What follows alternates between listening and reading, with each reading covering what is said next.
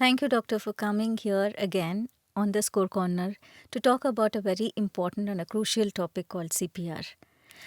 We know that, it is essentially to be learnt by everybody.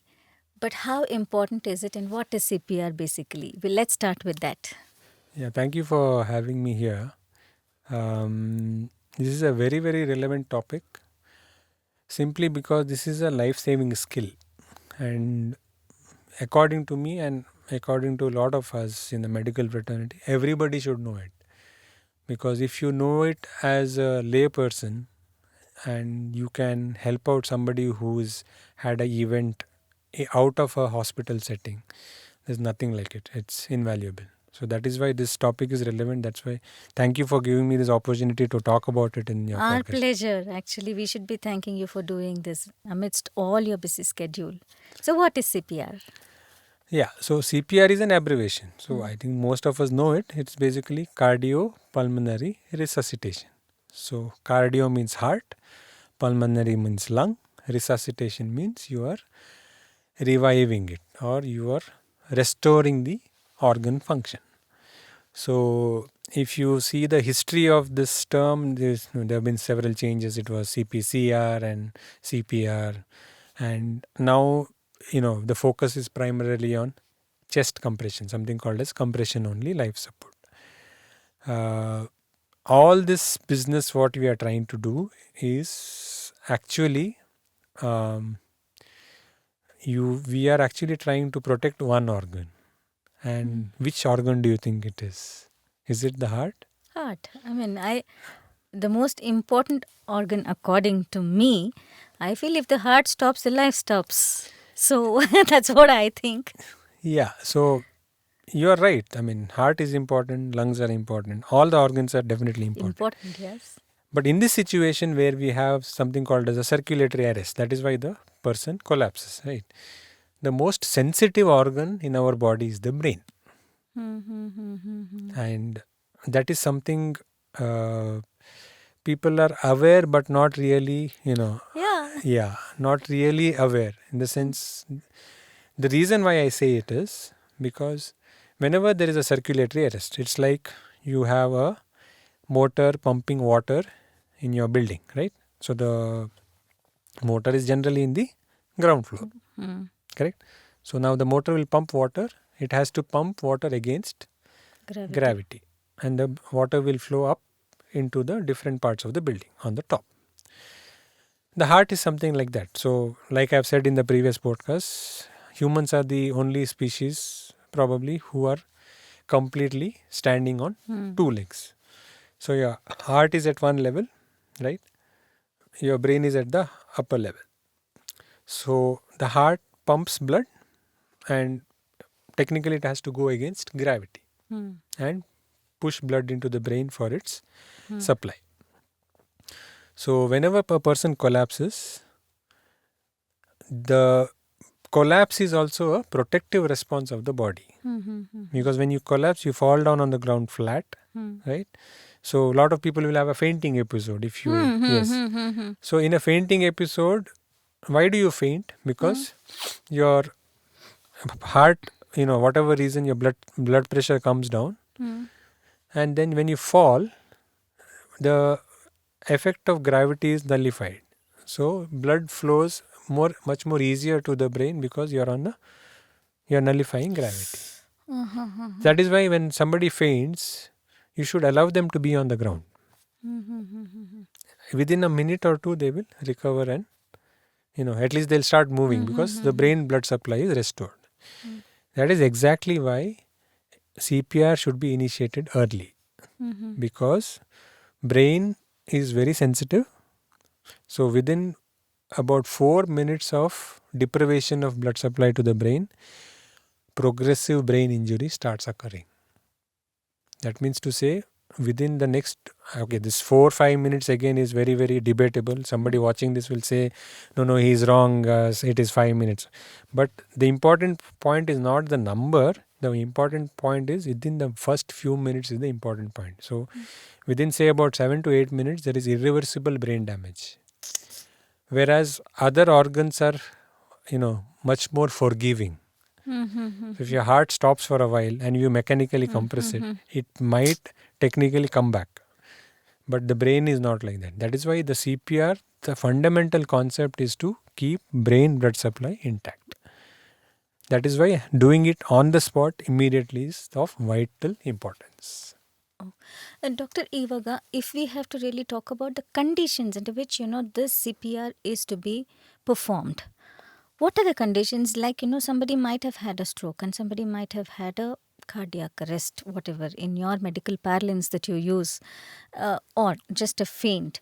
ಆ ಥರದ್ದು ಯಾವ ಕಂಡೀಷನ್ಸಲ್ಲಿ ಇದನ್ನು generally V kind of administer CPR? Yeah. So bystander CPR technique has been simplified because it is actually very simple. Why is it simplified? Because now imagine I am walking on the road. I am a doctor, but I am walking on the road and I see somebody collapse. Correct? And if I see somebody collapse, I will be doing exactly the same thing as any other bystander would do. So there is no difference between a trained bystander who is trained in CPR and me. Why? Because as I walk, I don't have any medical equipment with me. Correct? I don't have IV line, I don't have epinephrine, I don't have intubation set, even if I know to intubate. So I am basically going to give chest compressions. Correct? So that is why this bystander training is very, very important. Okay, so you mean to say that it is given for anybody who becomes immobile or unresponsive? Yeah. Or what is it like? In what conditions do you actually advise people like us to administer or attempt to even give that kind of a CPR? So in a practical situation, if you see somebody has collapsed on the ground, you don't need to know the background history of, because you won't know. Correct. Yeah. So you go and try to wake him up by tapping him on the shoulder. Generally, if somebody is just sleeping or, you can say had a bout of alcohol, hangover, that commonly happens on the road. On the streets. When you shake them, they will make some movement. Whereas if a patient has had a circulatory arrest or a cardiac arrest, they will have absolutely no movement. So that itself is enough for you to start CPR. Previously, we used to say check the pulse. But the problem with that was, how many of us as lay people know to check the pulse? So do you check the pulse in the radial, in the hand or in the neck? All these complicated things actually wasting time, because as a layman you will think, okay, illi nododa, you will take about 2-3 minutes. Rather than that, shake the person and start the CPR. If the patient has not had an arrest, the moment you give this painful stimuli, he'll sit and wake up. Oh, yeah, okay. It's as simple as that. So, I mean, you might get a few abuses from that guy for doing it, but at least, it's better to be over prepared than just watching and doing nothing, according to me. Correct. So, doctor, is there anything different in performing the CPR for an infant or a teenager or an adult, or is it the same? Yeah. So if you mean to say the procedure specifics, there's a little difference, because the infant is a smaller body, and as the age becomes bigger, you are having an adult. The way you do it is different, but the underlying concept is the same. Andre, if the heart has stopped, we have to pump it to mechanically make it pump blood into the rest of the body. So that concept remains the same. So in that respect, there is no difference. But the way you do it, which we will tell you when we demonstrate it, there is a difference. But the underlying concept is that you have to give chest compressions to make the heart eject blood. So when you say this, compressions, what do you mean by that? Actually, what is the procedure that happens there actually? Yeah. So as we talk, unknown to us or unaware to us, our heart is continuously pumping. So it is making this movement, and the blood which is in the heart is in a pulsatile flow. It is going into the rest of the body. So that happens, it's an involuntary mechanism. ಅಂದರೆ ನಮಗೇನು ಅರಿವಿರಲ್ಲ ಅದ್ರ ಬಗ್ಗೆ. So in an arrest situation, the heart stops for whatever reason it is. So when that arrest happens, the CPR is performed so that we mechanically make the same movement where the heart gets compressed and it ejects blood into the rest of the body. That is the whole concept of CPR. So when the heart is normally beating like this, correct, and it stops, and there are different mechanisms why it stops. I am not going into the specifics or the medical technicalities. Basically stops. So when you externally, when you compress it, it presses the heart and it compresses the heart, so the blood comes out of the heart and it goes into the rest of the body. That is the basic principle of CPR. Okay. Iga, supposing, I see somebody, who needs that kind of a CPR, he or she. But how do I know whether I'm doing it the right way or not? What is the right way to do it? If you can kindly demonstrate, or if you can just explain also. Yeah, so we have simplified this, like I said before, where cardiopulmonary resuscitation would technically involve addressing your breathing also of the person and also the heart. But what we see is most of the arrests are because of a cardiac problem. I'm not saying all, it is not a general blanket rule. But so we have devised a procedure technique where we give compressions. So that needs a little bit of training, definitely. There is a specific way of doing it.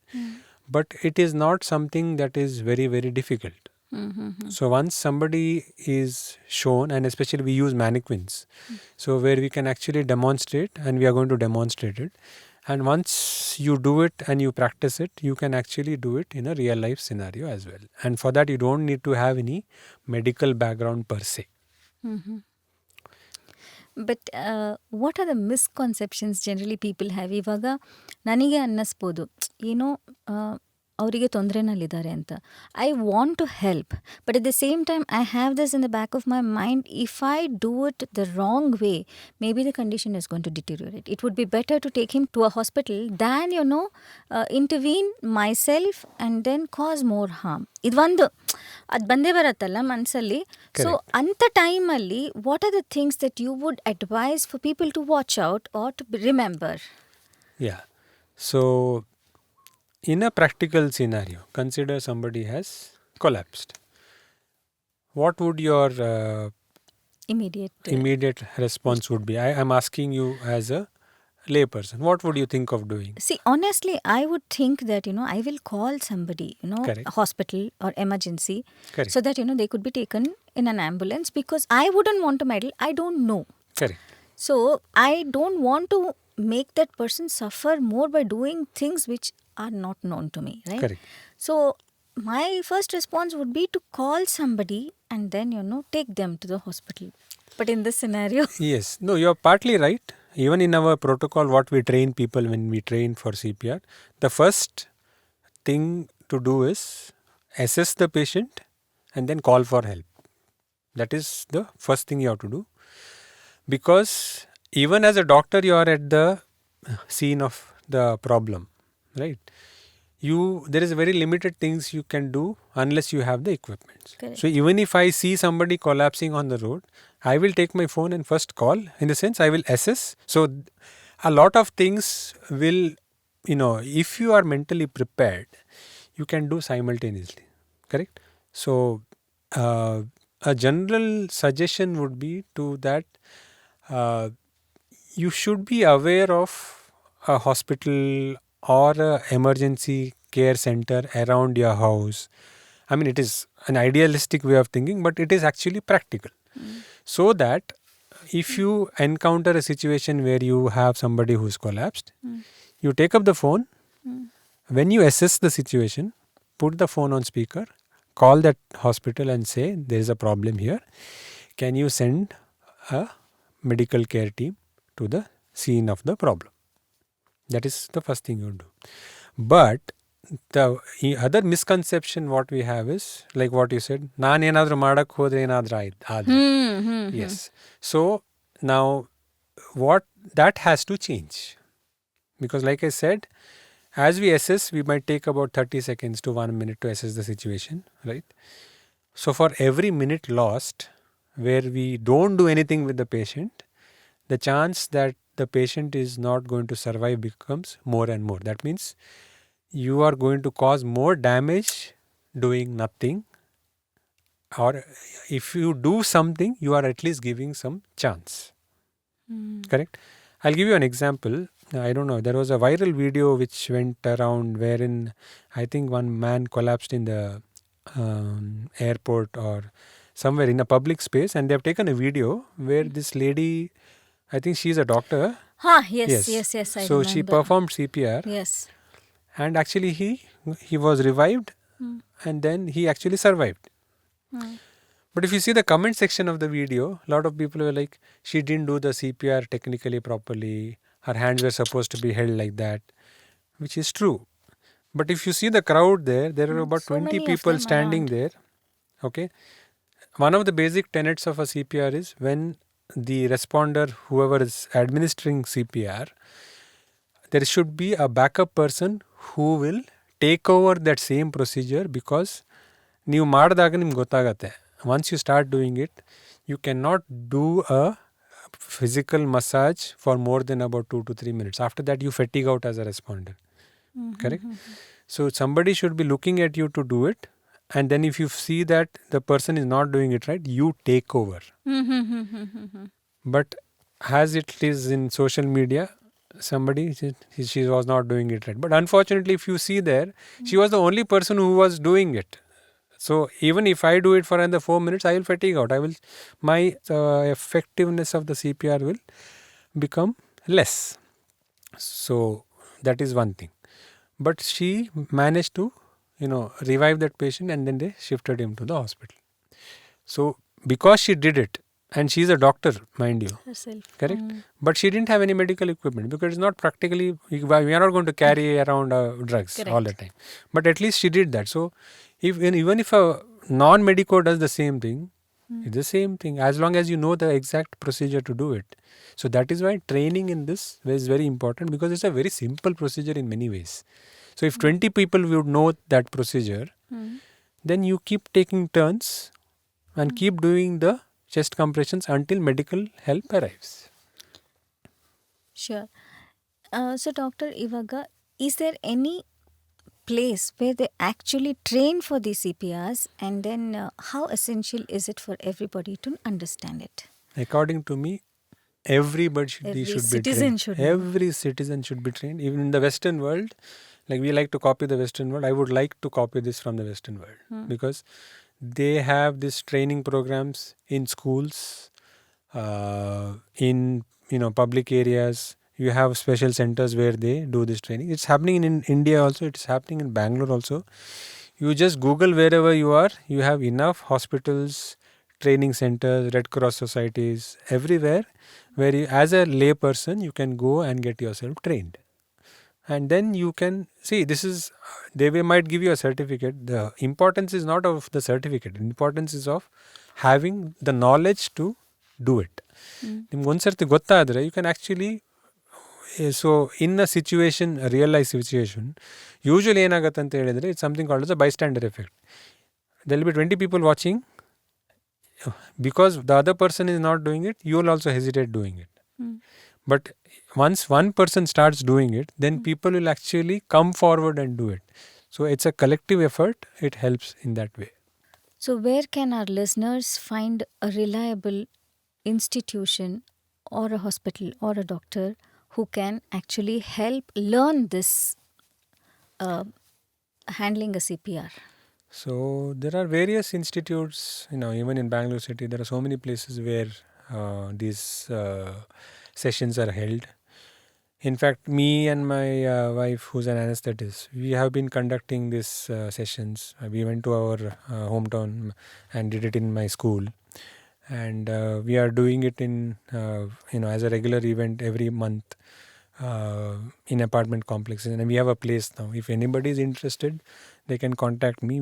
We can, we will tell them the time and the place when we do it. There are so many emergency physicians actually doing this all over the place. Okay. We know it because they are in our fraternity, and they are doing an amazing job.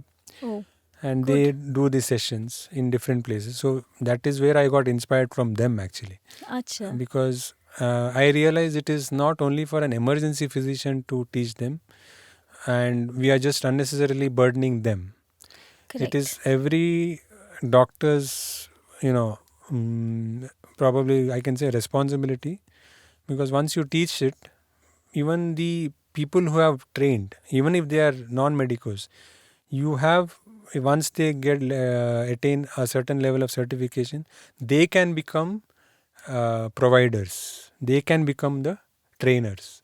So that is where how this knowledge dissipates. So for all of you listeners who are watching this podcast, I think if there is a need in your school, college, university, workplace, any place that you want help to learn the CPR to be able to save a life, do contact Dr. Rahul K. Now, if we have to bring awareness about everybody wanting to learn this, is it applicable for all age categories? That's what you said, yes, for every citizen. So, how important do you think it is, for even inculcating this syllabus as such, in the school curriculums or in the workplaces or in any kind of a work atmosphere or any place for that matter, be it even at home?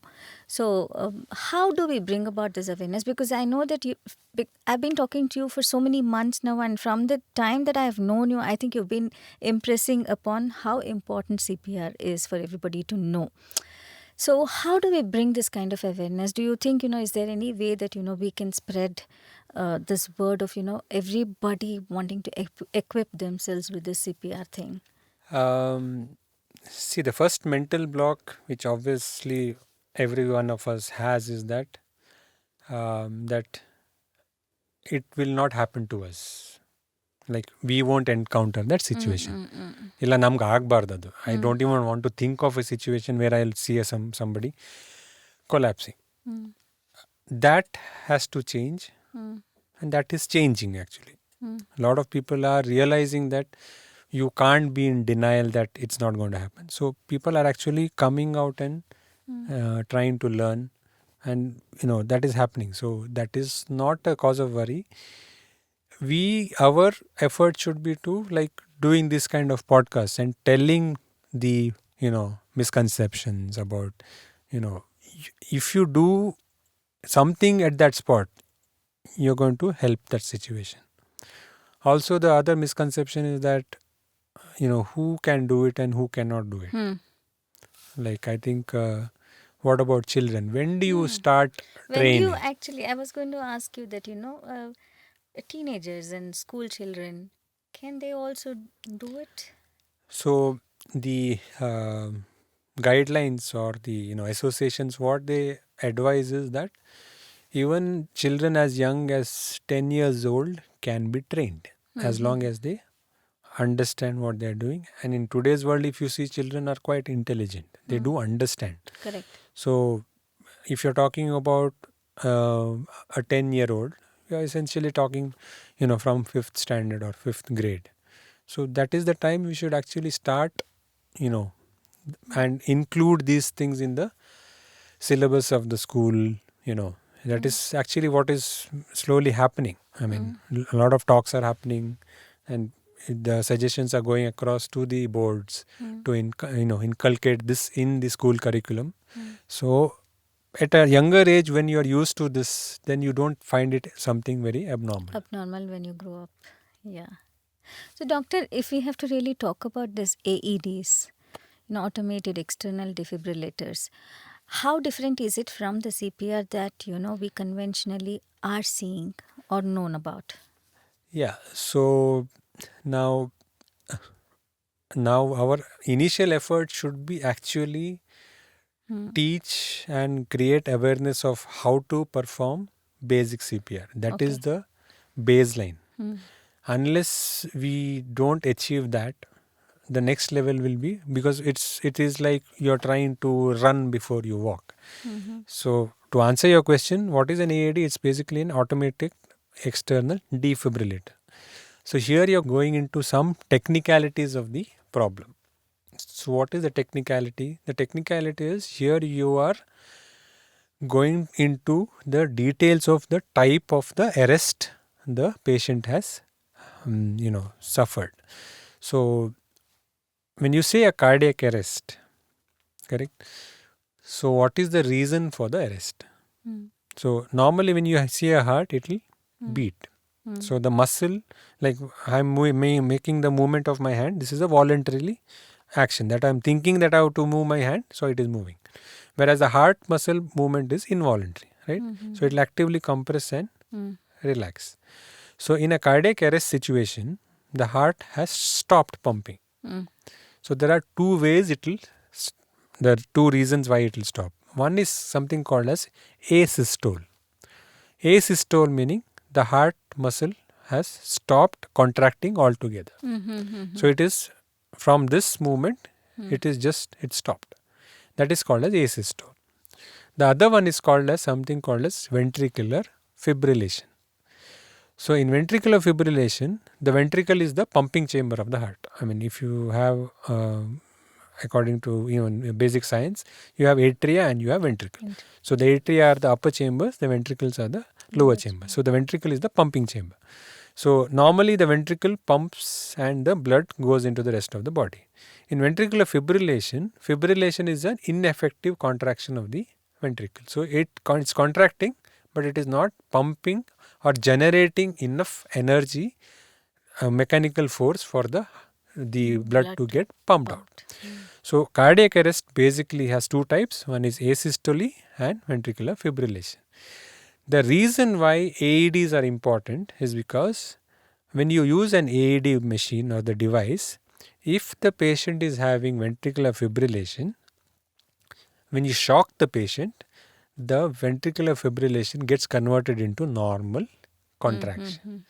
So that is a faster way of treating the patient than just giving mechanical compressions. Correct. So this is a little bit of more technical detail, but definitely helps because it is, again, like I said, like I explained, it doesn't look that complicated. So when you have an AED machine, the device is also has been simplified very nicely for even lay people to use it. So basically there will be two paddles. Okay, everything is written in that box. You put those two paddles as how they have written it in the procedure manual. And you put on the machine.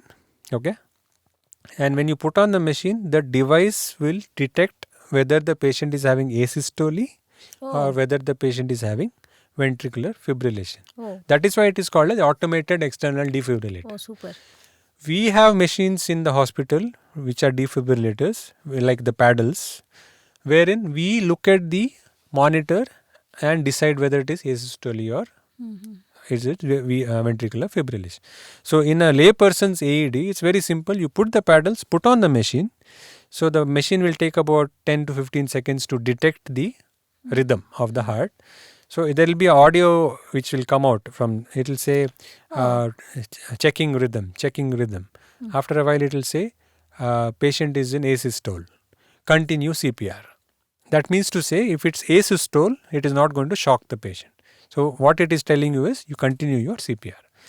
Or if the so you mean to say that even with this gadget, it is essential that we learn the CPR. That is what I said. So the baseline is always learning mechanical, the effective way of giving mechanical compressions. So there is a technique where you give one round of mechanical compression. If you have the AED machine, there will be some time for the, to set up that AED machine. Like you have to put it on, you have to connect the paddles.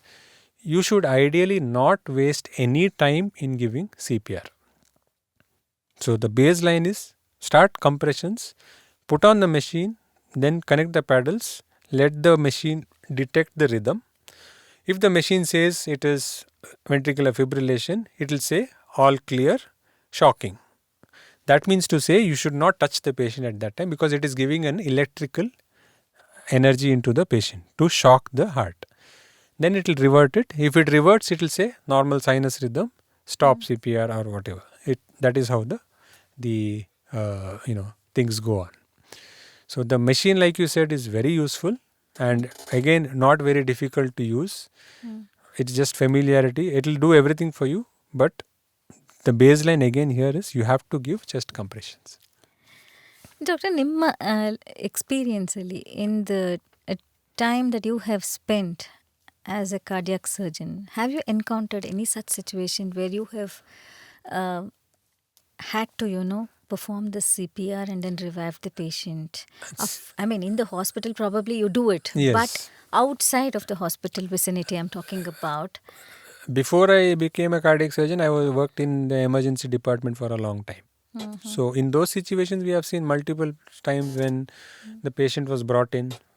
Okay, so many times, thankfully, they were very close to the hospital. They were brought in. We immediately started CPR, and the level of CPR is different because we have monitors. We start, but again, ultimately, it boils down to the same thing. The moment the patient comes to the emergency room, right? You check pulse, and even if you don't check pulse, you shake the patient. If the patient is not responding, you start CPR. The other people around you will start connecting the monitor and checking the pulse and saturation and all that. So the basic procedure is the same. And we have had so many instances where patients have had recovery and gone home. There have been situations wherein, like I said, brain injury, which is very, very important because there was a downtime from the time the patient had that event and was brought to the hospital. So the problem here is, that is why I keep harping about bystander CPR, because in those situations, they did a good job. Hats off to them. They brought the patient to the hospital as fast as they could. Their heart recovered, but there was some brain injury. Correct? So if they had done the same CPR what we had done there on the scene, probably the outcomes would have been different. So thank you, doctor. That was wonderful. So what is that one key point that you want the public to remember about the CPR? The most important point here is time is the essence. So when the event happens, you have to administer CPR at that scene, and the earlier you do it, and I'm talking about earlier in the frame of minutes. The earlier you do it, the better patient outcome. It's as simple as that. So assess, call for help, and start CPR. Thank you for being so selfless and then wanting to teach the whole world to know what it means to save a life. I think such a meaningful act, that you are actually trying to spread to the whole community. Thank you so much, doctor, for being here and then talking about the most crucial thing that we always wanted to discuss. And I hope, this will enable many people to understand the seriousness of wanting to know how to administer a CPR, because you are contributing to saving a life. If just this one skill set that you learn, Yes. Allah, it's a skill set. If you learn it, I think it gives us also the satisfaction that we were probably of help to somebody in saving the life, and that life would mean a world to the family. Definitely. So yeah, thank you so much, doctor, for being here. You're most welcome. So can we now proceed to seeing the demonstration of how the CPR is performed? Yeah. So this is a simulation exercise where we are actually demonstrating how to perform CPR. So imagine you have a person who's collapsed, right? So first thing what you would see is you try to wake him up. So this is purely a technique for bystanders. So this is something called as compression only life support. So what you do is, first you go and tap on the shoulder and you call out to the patient. So you can ಕೇಳಿದ್ರೆ, sir, how are you? What's happening? So when you do that, if there is no response, right, that means to say the person has had a circulatory arrest. So next thing, what you need to do is you have to start CPR. Before starting it, one more thing what I would want you to tell is that the safety of you and the person who's collapsed is extremely important. So if this is happening in the middle of the road, right, ideally call for help, and also you try to put the patient to a place where it is safe, and not to do it in an unsafe zone, because safety of both the responder and the patient is of utmost importance. So ಅದಾದ ಮಾಡಿದ್ಮೇಲೆ you call for help. If you have this breastbone, you divide it into 3 parts, correct? And the junction of the 2/3 and the upper 2/3 and the lower 1/3, you can be on either side of the person. So you keep one hand on top of the other. It can be either way, this way or that way, depending upon which is your comfort zone. Basically your ball of the palm has to go on that area, and this part actually helps in giving you the compression. So little on the left side of the chest, and you start CPR, correct? So when you do this, if you see my position, my wrist, elbow and shoulder should be in one straight line. So the importance of this is, your force you generate is much more when you put your body completely on the compression. So that is why when you are doing the CPR, it is of utmost importance that the person should be on the ground. You can't do it on a table or some higher area where you cannot generate that force. So put the patient on the ground, or if the patient is on a cot, you have to climb on the cot and come on top, because this angle is very, very important, right? So you keep this line straight, and then you start. This is one of the most important points in giving effective CPR. The second point, if you see now, I have to give these compressions 100 to 120 compressions per minute. If I do it very slowly, right, this is slow, this will be ineffective because the heart is not getting ejected enough number of times. If I do it too fast, right, that time there is not enough time for blood to fill into the heart and then get ejected. The other point is, your compression should be at least 1 inch. That means it should go down. If you do very shallow compressions, again the heart is not going to get ejected. So these are some common pitfalls and the things which you need to do it properly, so that the compressions are effective and then there is establishment of circulation. Other important point is, when we are doing this, if there are other people, it is important that other people keep watching how your compressions are effective. If it is not effective, the responder changes and he has to take over the CPR. So again, when you are changing responders, there should be minimum time, that there should not be much wastage of time, because the longer you allow the patient without any compressions, the higher chances of having an adverse outcome. You have somebody who is collapsed on the ground. What will you do? So I'll first tap the man on his shoulders to find out how he's doing. Call hello, out to him. hello, how are you? And not shake the neck. Yes. Because we are not sure if he's had any kind of a neck injury. Yeah. So the next thing that I need to do is call somebody. Yes. Take out your phone. And then call for medical help. In the meantime, this is what needs to be done.